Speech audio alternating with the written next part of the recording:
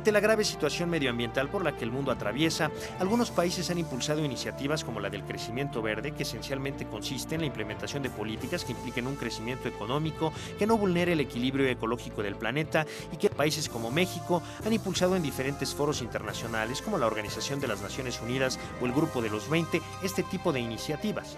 Sin embargo, las más de las veces, su impulso se ha visto opacado por la atención a temas políticos y especialmente económicos coyunturales.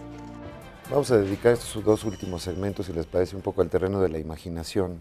Igual que esta lista de Brown era un poco pues el deber ser, ¿por qué no decimos también a nivel desde México, visto desde México este tema, con las preocupaciones, las prioridades no son iguales en Rusia que en México, en Brasil, desde nuestra perspectiva mexicana, qué tipo de cambios debíamos introducir para que, por lo menos, vamos a decirlo así, nuestro país se salve? En lo económico, por ejemplo, Susana, ¿qué ves? En lo político. Mira, en lo económico, déjame retomar el último aspecto ahora sí que organismos multilaterales ad hoc como el G20 o como Río+20, que ambos son en junio próximo. Tenemos como parte del mensaje que tuvimos en Washington en marzo pasado, que realmente estos foros no funcionan. O sea, lo económico lo tenemos que llevar a lo local. Efectivamente, en los foros multilaterales hay que tener un mensaje muy claro de los riesgos que estamos viviendo, pero las decisiones las tenemos que tomar realmente en la parte tanto federal en el caso mexicano, pero sobre todo en la parte local. ¿Te refieres, por ejemplo, en el caso mexicano, a estados o municipios más bien? Yo empezaría por los municipios y por supuesto también con el apoyo de los estados. Yo me iría a lo local. O sea, ¿cuáles son las comunidades? ¿Qué es las lo que, ciudades? ¿En qué podemos empezar a tener medidas de cuáles son los factores que estamos desperdiciando más, que podemos empezar a reducir el uso de los mismos? O sea, primer punto, por ejemplo. Entonces, limitar o eliminar el desperdicio sería un punto ya útil. Empezando por la parte de los municipios. O sea, no pensar ya en cosas muy grandes de que vamos a reforestar, por lo menos que se deje de desperdiciar. De desperdiciar el papel, en fin, todos los productos forestales, por ejemplo. Simple y sencillamente no dejar las luces prendidas. Esto es algo que pareciera muy sencillo. Creo que la campaña que se ha hecho, por ejemplo, de cambiar los focos, es importante a mediano y a largo plazo, y ya estamos viendo los resultados, aunque en el corto plazo cuesta hacer la inversión para cambio de todos los focos. Efectivamente, yo creo que esa es una forma totalmente distinta de proyección, y ahí sí los municipios pueden tener apoyos para las personas, para las familias, de que realmente tengan una visión de mediano y largo plazo de cómo están reduciendo el uso de la electricidad. Va a ser muy bueno. El tipo de electricidad que se pueda llevar, entonces, por ejemplo. Un gran capítulo sería ahorro. Ahorro, completamente.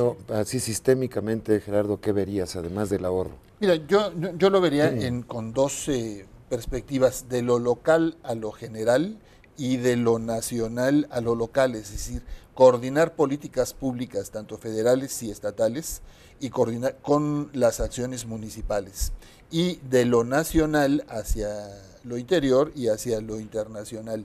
Y siguiendo ya específicamente tu pregunta, además del ahorro, la restauración, la remediación de suelos, de bosques, de acuíferos, es decir, dejar de contaminar. Muchos de los grandes problemas de contaminación se podrían resolver con relativo bajo costo, pero se requiere de la normatividad adecuada y de la supervisión. De que se aplique. Y de que se aplique, por supuesto. Es decir, en México, independientemente de los problemas que tenemos de sequías en una parte del país y de ciclones y huracanes en otra parte del país, hay un problema de contaminación de ríos, lagos y acuíferos.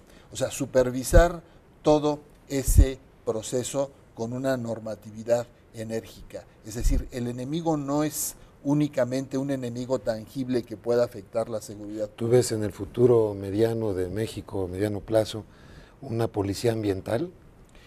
Una policía nacional, una policía federal que tenga entre sus facultades los temas ambientales, que al final, o sea, es generar esa conciencia de que tú no permitirías que nadie entre a destruir la sala de tu casa, pero sí permitimos que alguien tale árboles y lo toleramos en un patrimonio común de todos nosotros, y sobre todo en el patrimonio que le va a dar sustentabilidad a la vida de nuestros hijos.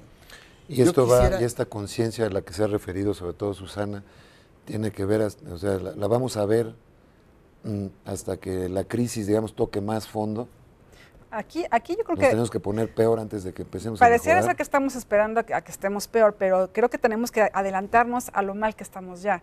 Y creo que la idea que mencionas de una policía ambiental que puede ser federal, única o como quieran que sea, es importante, pero sumada tiene que estar también otro tipo de educación.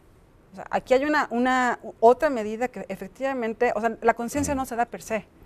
Tenemos que inducirla de alguna manera y yo creo que aquí el tema de educación es clave porque nosotros podemos poner multas, podemos cobrar impuestos, pero realmente si el hábito no cambia, entonces si tenemos una medida de ahorro. No sé qué porcentaje de los usuarios de luz en México no pagan luz. Por ejemplo. Están colgados, un diablito. Enorme.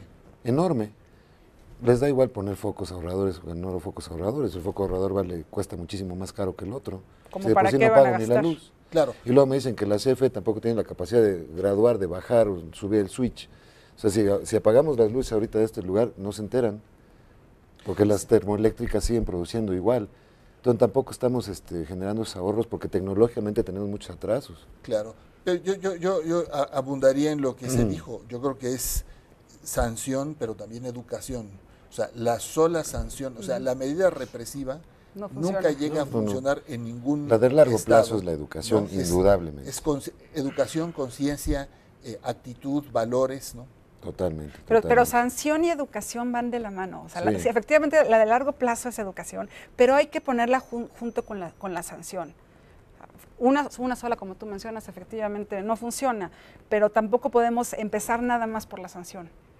Estamos viendo el bosque más querido, más emblemático de México, es donde llegan las mariposas monarca. Y es uno de los más talados de todo el país. Ni ese podemos cuidar, pues que quiero pensar en Durango, o en no sé dónde, pues no hay mucho que hacer. O vemos la riqueza que tiene este país en sus playas, ¿no? Y la contaminación que hacemos de las mismas. Es decir, es apretar a la gallina de los huevos de oro hasta que la tenemos casi asfixiada, ¿no? Así es. Bueno, vamos a llegar a nuestro último segmento con algunas conclusiones. Regresamos.